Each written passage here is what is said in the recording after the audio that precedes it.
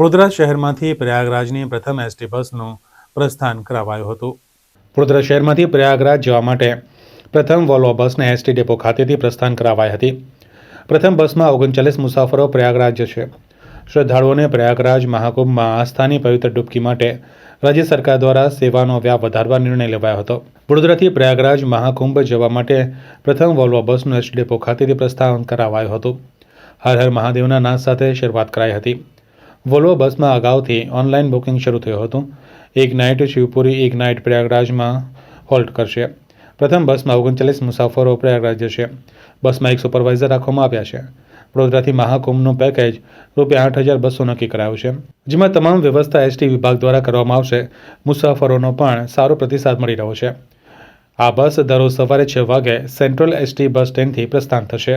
ગુજરાતના માનનીય મુખ્યમંત્રી શ્રી ભૂપેન્દ્રભાઈ પટેલ સાહેબ, વડોદરાના પ્રભારી મંત્રી અને આ જ વિભાગના માનનીય મંત્રી શ્રી હર્ષભાઈ સંઘવી સાહેબ, બંનેની એવી વિશેષ લાગણી હતી કે ગુજરાતના દરેક નાગરિકને પ્રયાગરાજના મહાકુંભ જે દર 12 વર્ષે આવે છે, આમ તો 144 વર્ષે જેનો લાભ લોકોને મળવાનો છે, એવા સૌ ધાર્મિક ભાવિક ભક્તો માટે પ્રયાગરાજમાં સ્નાન માટેની વ્યવસ્થા કરવી જોઈએ, એમની આવવા જવા માટેની વ્યવસ્થા કરવી જોઈએ કે જેથી દરેક નાગરિકને એનો લાભ મળે।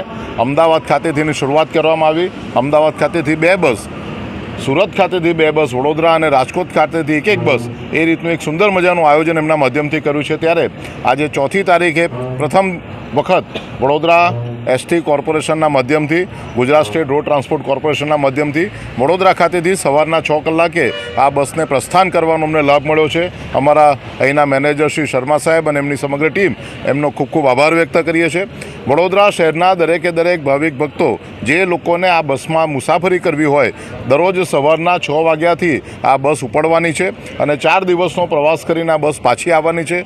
બધી જ વ્યવસ્થા એ રાજ્ય સરકારના માધ્યમથી કરવામાં આવી છે।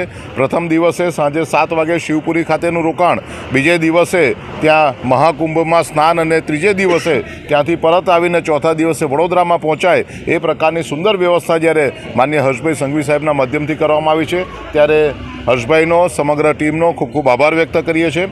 વડોદરાના દરેક લોકોને આનો લાભ લેવા માટેની અમારી વિનંતી છે। મહાકુંભ એ હિન્દુ પરંપરા, સનાતન પરંપરા માટે એક વિશેષ પ્રકારનું સ્નાન છે। ગંગા નદીમાં સ્નાન કરવાથી આપણી જે કોઈ પણ ઈચ્છા હોય તે પૂર્ણ થાય છે।